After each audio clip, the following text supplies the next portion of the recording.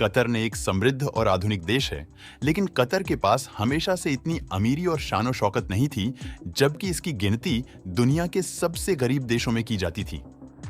आखिर कैसे अमीर बना कतर?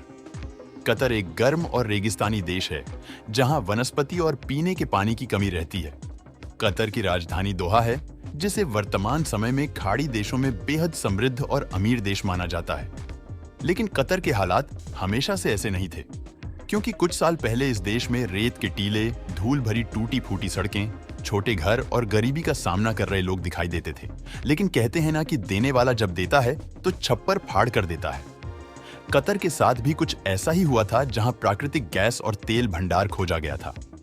दरअसल साल 1916 में कतर और ब्रिटिश शासकों के बीच एक एग्रीमेंट साइन हुआ था, जिसके तहत ब्रिटिश सेना ने कतर में 25 साल तक अपनी कॉलोनी बनाने का फैसला किया था और इसके बदले में कतर को जमीन और आसमानी हमलों से सुरक्षा देने का वादा किया गया था। लेकिन ब्रिटिश शासकों ने दूसरे देशों की तरह ही कुछ सालों में कतर की अर्थव्यवस्था पर अपना शासन कायम कर लिया था, जिसकी वजह से वहां लोग गुलामी भरी जिंदगी जीने पर मजबूर हो गए थे। उस समय कतर में मोतियों यानी सीप का व्यापार किया जाता था, जिसके लिए लोग समुद्र में गोता लगाकर सीप इकट्ठा करते थे और फिर उन्हें अंतरराष्ट्रीय बाजार में बेचकर पैसा कमाते थे। लेकिन 1950 के दशक में कतर की किस्मत अचानक से चमक उठी, जब यहाँ की धरती पर तेल और प्राकृतिक गैस के भंडार की खोज की गई थी। इस खोज का फायदा कतर के आम नागरिक से ज्यादा ब्रिटिश सेना और देश के तत्कालीन शासक शेख अब्दुल्ला बिन जसीम अल थानी को मिला था, जिन्होंने प्राकृतिक तेल और गैस को बेचकर खूब पैसा कमाया था। ब्रिटिश शासकों की गुलामी से आजाद करवाने के लिए बड़े पैमाने पर विरोध प्रदर्शन शुरू हुआ, जिसकी वजह से आखिरकार साल 1971 में कतर को ब्रिटेन की गुलामी से आजादी मिल गई और यहीं से कतर की समृद्धि की असल शुरुआत हुई थी। इसके बाद कतर में मछली, सीप और कच्चे तेल के व्यापार में तेजी आ गई थी, जिससे आम लोगों को फायदा मिलने लगा था।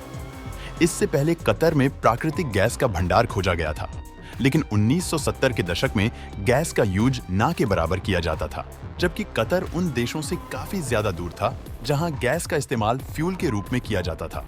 इतना ही नहीं, गैस को निकालने और फिर प्लांट तक ट्रांसफर करने के लिए बड़ी पाइपलाइन को बिछाना जरूरी था, जबकि इस पूरे काम में बहुत ज्यादा वक्त और पैसा खर्च होना था।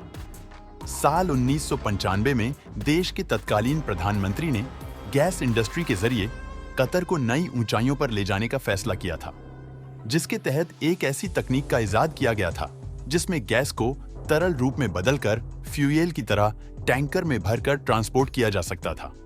इस फैसले की वजह से कतर की किस्मत रातों रात बदल गई थी, क्योंकि प्राकृतिक गैस को फ्यूएल के रूप में कई देशों में यूज किया जाता है।